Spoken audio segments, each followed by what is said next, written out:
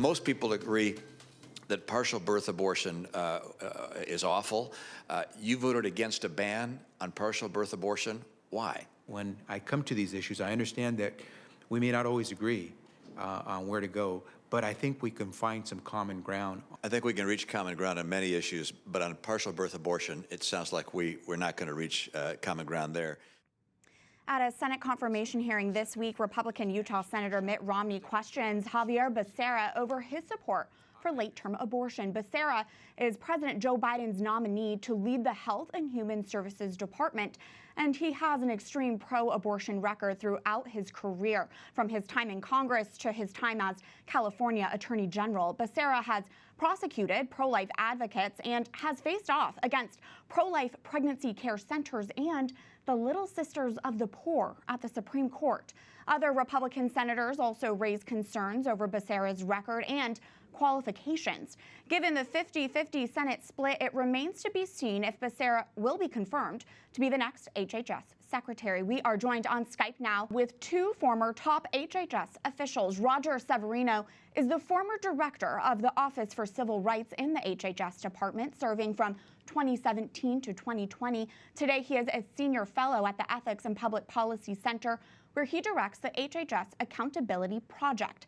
Valerie Huber is the former special representative for global women's health, having served within the HHS Department Office of Global Affairs during the Trump administration.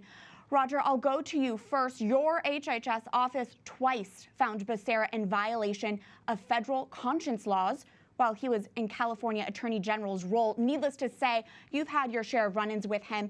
Your thoughts if Becerra is confirmed to be the next HHS Secretary? Well, he should not be confirmed. He's not qualified to be the Secretary of HHS. First, he has no public health experience to speak of. And as you note, he was my primary antagonist when I was at HHS. I was head of the Civil Rights Office and twice found him liable for violating conscience protection laws. These are laws that are bipartisan, passed by Congress every single year, like the Weldon Amendment. And to pick Xavier Becerra to be the head of this agency presents an incredible conflict of interest. Is he going to be the judge in his own case?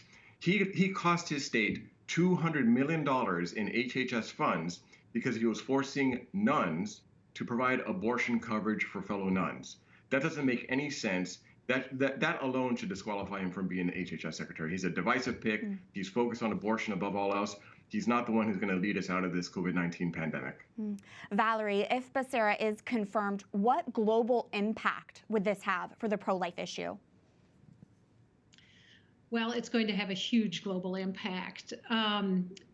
President Biden, very early in the administration, made it very clear that domestic issues and global issues are going to be linked. And when it comes to women's health, the priority is going to be abortion.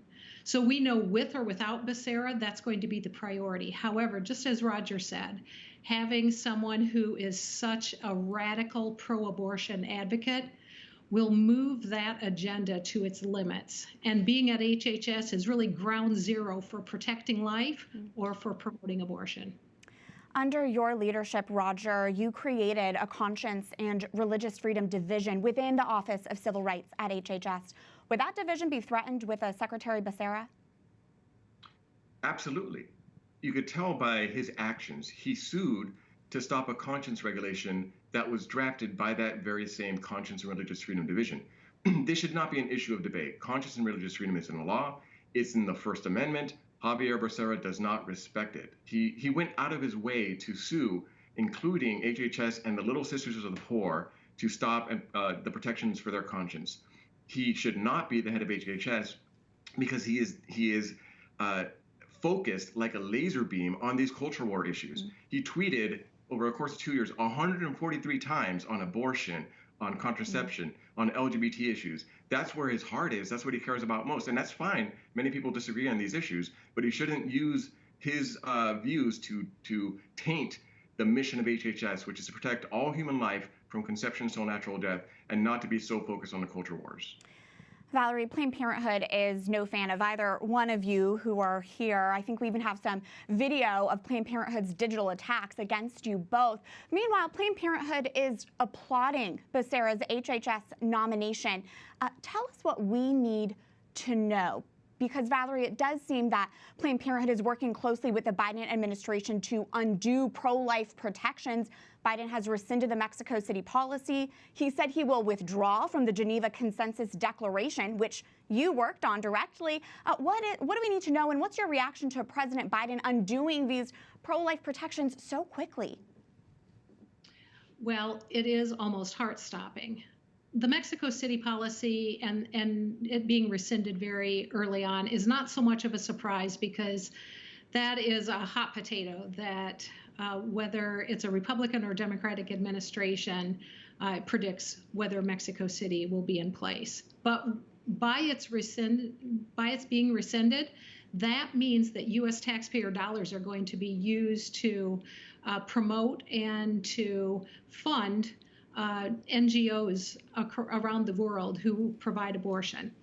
Rescinding and the Geneva Consensus Declaration, I think, is especially telling, because this is a new initiative never undertaken by any administration here in the United States, where we assembled a group of 35 countries to promote life, promote the family, and the sovereign right of countries to make their own laws on this.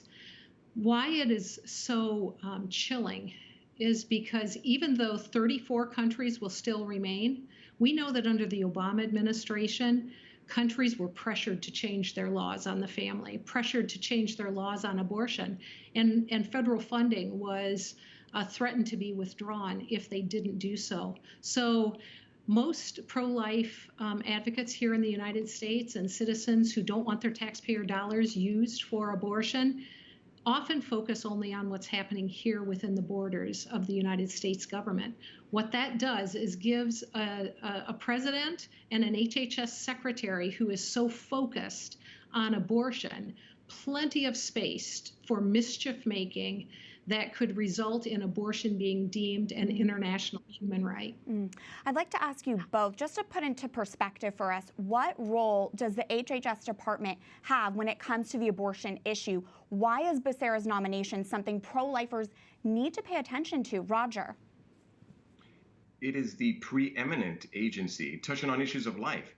It's the largest agency by budget. It has Medicaid and Medicare. We have the Hyde Amendment that prohibits taxpayer spending on abortion. That's imperiled. Xavier Becerra is in favor of partial birth abortion.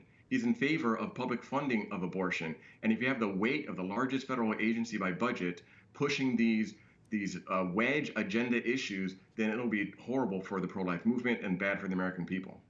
Valerie, what's your answer to that question, the role of HHS in the abortion issue? Well, I agree with Roger.